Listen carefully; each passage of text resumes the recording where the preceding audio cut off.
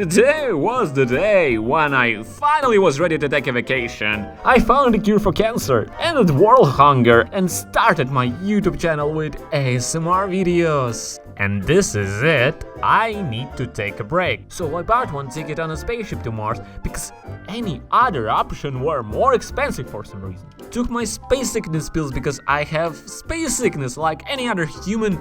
And here, my friend, adventure begun. Survival tips for your first vacation on Mars.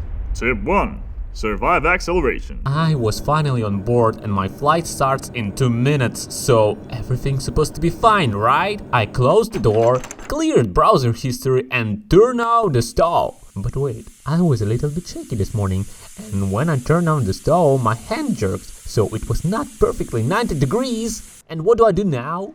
Return home and cancel my flight because of that? But that will mean that I'm quitting my dreams, and successful people always say, never let your past control your future. So I must stay focused and enjoy the flight. Little did he know that the speed with which his spaceship will take off will be so huge that it can kill him. Well, maybe I'm over-exaggerating here, but due to G, and this is not the G that your neighbor is trying to find on your wife while you are asleep. No, I'm talking about high G. This is what scientists call a high level of acceleration. And because of high G overload, you can lose your consciousness. And if overload is too big or duration is too long, it can give you long-term harm. So the best way to deal with it, you can wear G-suit. So, when the flight started, I felt weird. Almost everything grayed out, and by graying out I mean like, I didn't see colors anymore, only gray view of the cabin. And this guy came to me and said, "What the heck are you doing? Why are you naked on the International Space Cruise?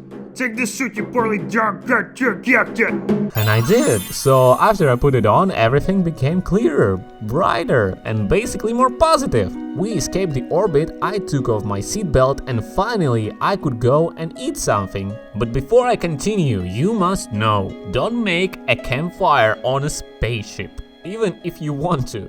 Tip 2. Survive fire in space. So, I don't have specific food preferences. Chicken burger and fries will do. But the problem was that I forgot my money on Earth, so all cafeterias felt close to me. And now I have to do everything myself. And eat in old-fashioned way, by making a campfire and cook my soup for slugs. But there was 2 things I didn't think about. A. Don't make a campfire on a flying box that is keeping your life, and B. Fire in space doesn't fire in space like Earth fire, it does it like space fire in all directions. So, in a blink of an eye, my entire cabin was on a space fire. Let me interrupt you and show how you can handle fire in space. First, you need to turn on the ventilation system to slow the spread of fire. Next, you need to shut off the power of the affected unit. Finally, astronauts would use fire extinguishers to put out the flames. After that, you can isolate cabin, clear it from the toxic air, and took a couple air samples just to be sure that it is safe to return. I don't know how, but it was clear to me that I need to use my fire water mist portable fire extinguisher. Or, in other words, my mother gave it to me as a gift for a new year. I'm not sure why she did that. It's not like I'm setting everything on fire. Anyway, there's not much I can do here.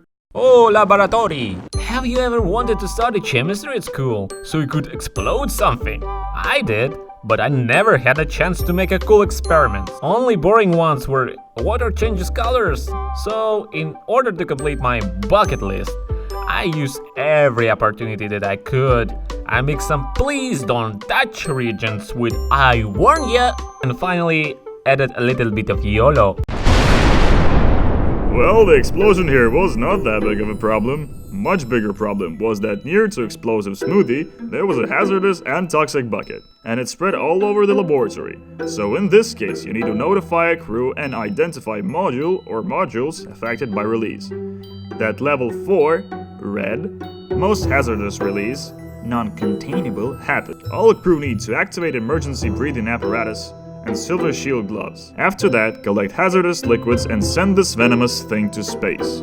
OMG, this looks like a thing from Venom. Maybe I can merge with it. Oh, shit. How? I don't want this to happen, but you leave me no choice.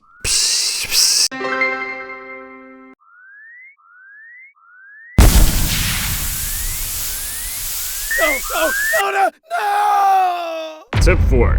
Survive depressurization. If you faced a big leak on a space station, you basically can say, "Bye-bye, module," slam the hatch and delete its phone number. This way you isolate the leak and get rid of toxic modules from your life. That's advice I give you as a trained professional. Oh, how did I get here?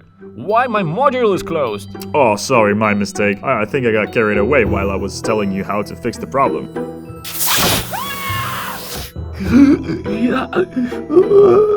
Here, you can take this suit as my apology. Oh, okay, fine. I see what you're doing here. You malevolent voice. You basically trying to kill me. And I have to pretend that you are not here? That's the way the cookie crumbles now? Oh, don't you dare. Oh, here is the tip 5, lack of oxygen. Let's finally make it more interesting. Suit air supplies allow you to breathe in space around 6 or 8.5 hours, depends on your metabolism. And let's say that theoretically, it's been already 8.5 hours of spacewalk, and you need air to breathe.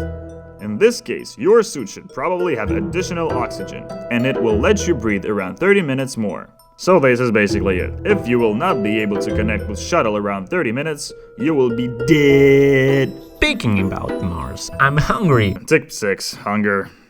Well, if you really want to interrupt me just because you can live with that Mars bar, so be it.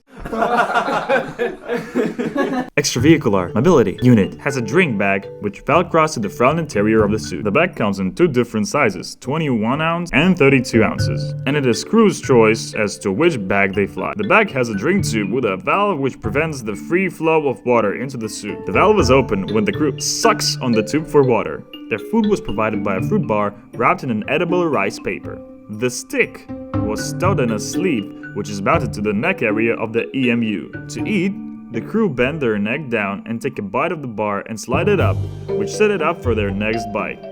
This food bar is no longer flown, as most of the astronauts prefer to eat prior to their spacewalk. I love it. Finally something good out of this trip. Can't believe I will not make it, but maybe this is how my life should end. I will be the first man that died in space. Well, not exactly. You're right about to cross the famous space grave. Why they died? Well, this is radiation highway. If you cross it, the high-power protons will tear apart your DNA and you will be dead in seconds. Tip 7. Survive space radiation. Well, on January 2019, there is no working way of shielding yourself from this kind of radiation. But one material in development at NASA has the potential to protect you. Hydrogenated boron nitride nanotubes are tiny nanotubes made of carbon, boron, and nitrogen, with hydrogen interspersed throughout the empty spaces left in between the tubes. Boron is also an excellent absorber of secondary neutrons, making hydrogenated BNNTs an ideal shielding material. So will be it. This is how I'm gonna die. Not that fast! We got 3 tips left for our astronauts to learn. Well, what is going to be then? Space insects, alien, predator, huh? Oh no, of course not. We're all realists here. So in your case, you just need to survive the emergency landing. Tip 8. Survive emergency landing. NASA explored a new escape pod design called the X-38, a 7-person light boat designed to provide an escape route for astronauts on the International Space Station. This design made it as far as test flights, but was scrapped in 2002 over budget concern. But it's our universe, we can Stan Lee everything out of it. In our universe, we have an X-38, and this is basically how you will survive. Well, that's a big disappointment. It's just sand, rocks, and spacefire here. Hi, spacefire. And what now? Okay, so you want to make everything a little bit more interesting? Yeah. Oh yeah? Oh yeah. Okay then. Tip 9. Terraformation. So, in order to truly survive on Mars, you need to terraform it, and following the advice of Elon Musk, we just need to drop the nuclear bombs on the south and north of the Mars. Okay, just do it. I know that it will not kill me and that you have one more tip left, so without me, it's not possible for you to finish this video. We'll see about that. Not so funny, huh? Okay, just listen. I was rude. I will just let you finish your work and pretend like there's no narrator and that we don't know each other. We came a big way, you know? There's no reason not to finish what we started. think about all those moments, everything that we came through. Is it really worth it to just give up like that? If yes, okay, I understand.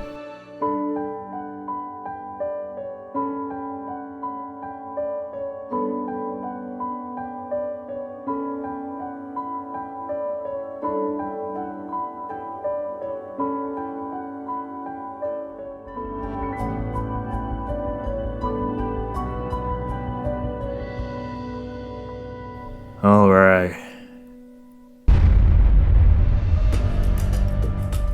Wow, it's beautiful! Now when you finally made it, you need to be sure that someone will build a house, collect resources, and start new civilization. And how I'm gonna do it? Thanks to NASA, they built a love island. So now you can have a true Mars vacation. Please subscribe, and if you want more videos, please click a bell and click a button to subscribe, and you will get a chance to win a free video.